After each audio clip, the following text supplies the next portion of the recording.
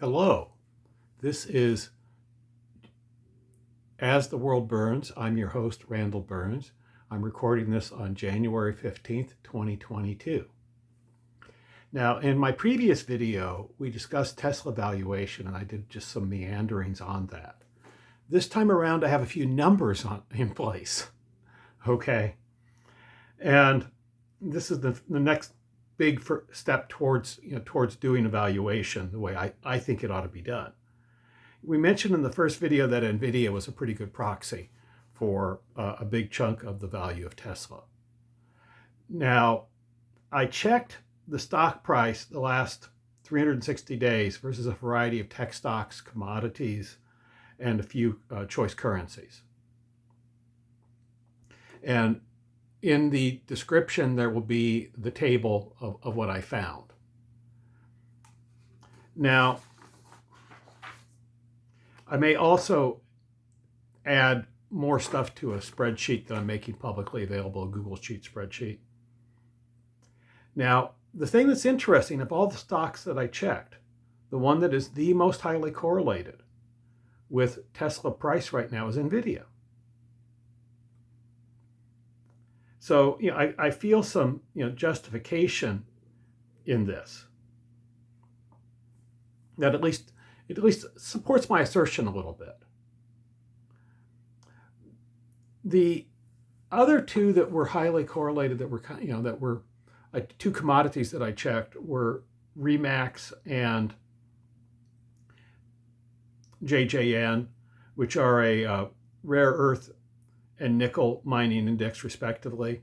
And that makes sense when you consider that Tesla buys a lot of nickel for battery production, and they use a lot of exotic electronics that require rare earth metals in various forms. So now Tesla is vulnerable to market fluctuations. One of the ETFs that I included was SPY, which is a proxy for the S&P 500. And yes, Tesla does respond to a degree to market fluctuations, like most stocks. I also included Barrick Gold, which is a large gold mining company. Interestingly enough, that was the most negatively correlated of anything that I saw. And it kind of makes sense when you think about it. And like gold is the underpinning of the really traditional economy.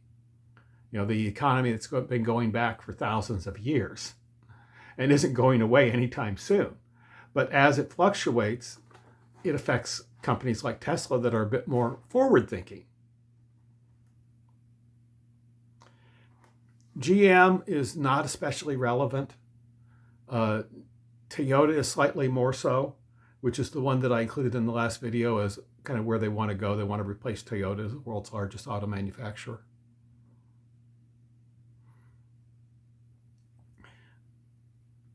Now, I hold TLT put options, and I use TLT as a proxy for inflation.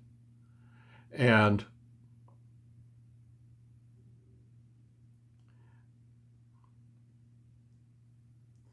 the one that was interesting to me is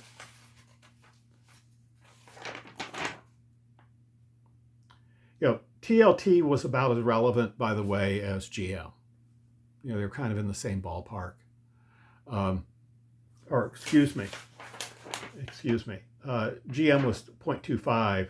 TLT was about the same as Toyota, which was 0.42. So TLT is more relevant to Tesla than Toyota is. Okay. That may have to do with, a lot of people tend to finance cars. As interest rates go up, they may be less prone to finance a Tesla as a purchase. And a Tesla is a purchase that pays off in the long term, but you have to have the credit in place to support that, is the main thing on that. Okay.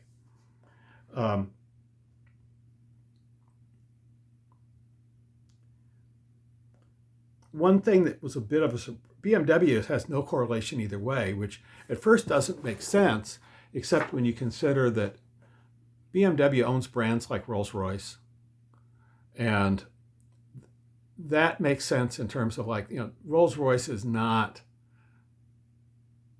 Tesla's not entering that marketplace. They're kind of living rooms on wheels, not really traditional automobiles in a way. But their marketing strategy may be considerably different. Now, one that is negatively correlated is VW, which is kind of a surprise to me. And my best explanation on that is that VW is headed towards a major government bailout. When I look at what the CEO is doing, he is catering public opinion. He'll be able to say, look, I tried everything I could. I was blocked by my board. And that may be his strategy going forward on this, is to basically at some point do something that gets the present shareholders and boards out of the way and get a government bailout. That may be their path. I mean, they are making EVs, which a lot of legacy automakers are not, and they seem to be aware of some of the basic hurdles that they have. And overcoming them is going to take some real capital investment, I think, substantial. And I think they may be positioning themselves to do that. Now, it doesn't mean that VW existing shareholders are going to come out like bandits on this if they make it. My guess is they'll get some kind of protection. They're not going to lose a lot of money, but they're also not going to have a big score. Two auto companies I found whose stocks are highly correlated to Tesla are China's BYD, which has a lot of the same capabilities of Tesla, but in a much scaled back form. They have a ways to catch up, and I think they know it. But they're at least, they're doing things like establishing their own supply chain for what they need to make EVs. They have a software division. They have a chip manufacturer capability. They have a lot of the things that a big company needs to be a big player in the EV market, just in a much scaled back form compared to Tesla. The other one that was kind of surprising to me was Ford. And I don't know if the market's being overly exuberant on this. Time will tell. But they are correlated with Tesla stock price. And it'll be interesting to see how that holds up. Ford is making EVs, but it'll be interesting to see how that holds up with real serious scaling. As Elon has said, going into production at volume is the hard part. Now, what I have in mind moving towards on this one is a polynomial or neural net that will, to some degree, predict Tesla stock price. Maybe both at some point. But I've taken an introductory finance course in mathematical finance. They taught us a method. They showed us a method. They didn't really walk us through an example, but they showed us how, like their models that predict stock valuation based on a variety of factors. And I'm trying to learn how to do this. So this is kind of an academic exercise for me. I think that traditional price targets are just kind of silly and obsolete. Nobody can, first off, Heisenberg was right. Einstein was wrong. God does play dice with the universe. This is more and more an established fact of modern physics. And one thing about it is the very best predictors of anything think in terms of probabilistic and conditional terms. There's a really good popular book on this, which I'm linking to in the description, called Super Forecasting. It's one of the 3 best books I've read the last couple of years. I highly recommend it. And what I'm moving towards here is a conditional and probabilistic model of Tesla stock price. There's a popular site, metaculus.com, where you can see this in implementation and wrap your head around it. It's probably harder to beat Metaculus than it is to beat the S&P 500 index as an investor. It's a humbling experience, and actually a really worthwhile one, because a lot of people think they have a better handle on the future than they don't. And Metaculus puts that in a proper perspective. And also, there are a few people that can beat the market, and they are identified there, and they're ranked, and you meet them. I'm not in that category. I'm the next tier below. I'm a reasonable predictor, and I have a lot to contribute in certain areas, but I'm not able to consistently beat the market like some of those folks can.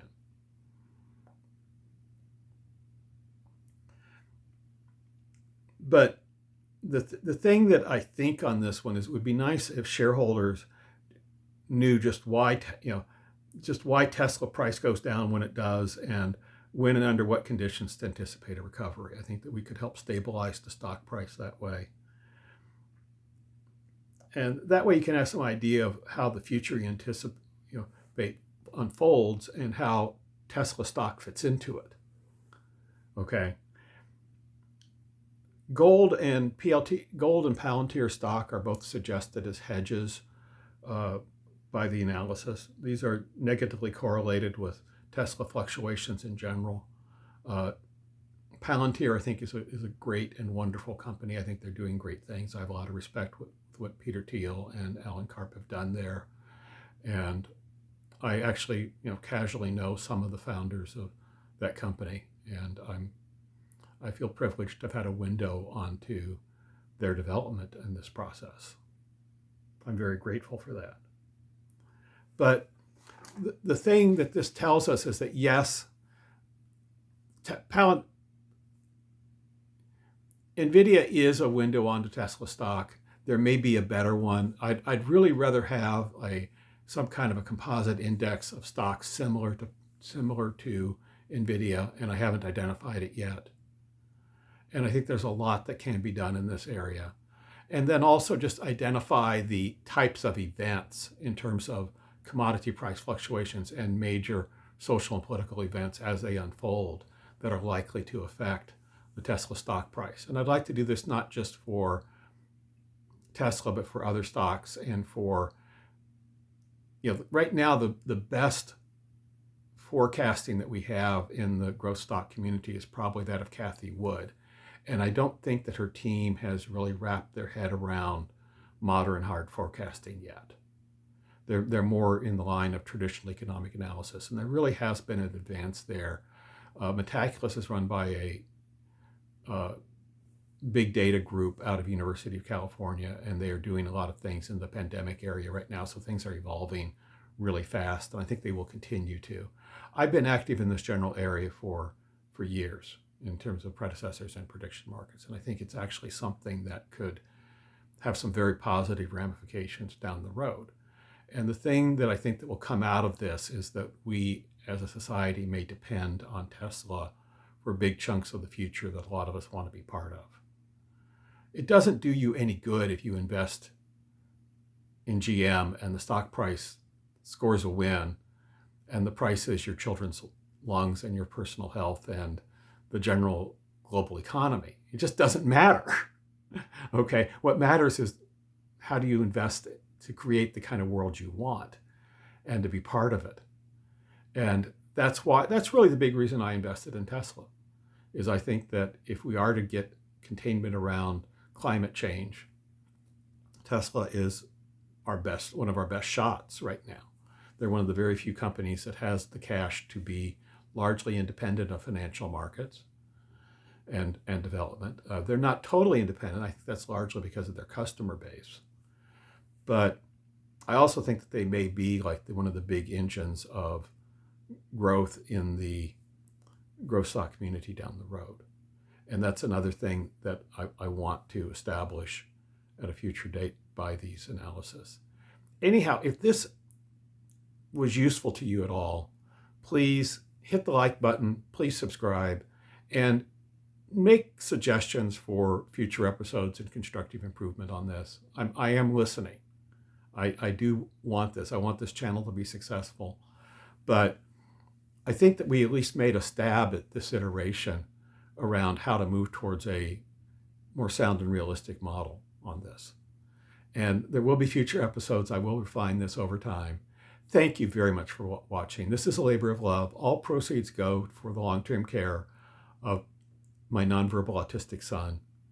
But I'm also doing this out of affection for the community.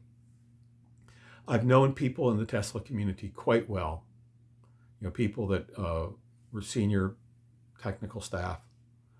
And I really respect what they did with Tesla. And I really, and I have worked in the area, the neural net area. I know what's involved in some of the things they're trying to do and just how hard it is to come up with realistic schedules and forecasts in this area. And so I'm trying to pitch in and do something that I can do and that I have a long-standing interest in.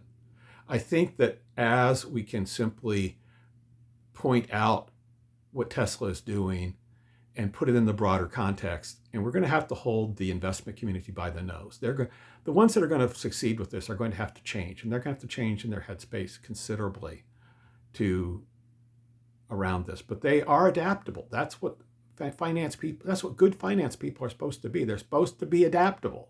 They're supposed to change with the data. And so we may have to digest the data for them a bit. We may have to spoon feed them a bit. And that's what I'm trying to do here. Thank you again for showing up. And keep in mind, there will be future videos along these lines. I'm Randall Burns, signing off from As the World Burns.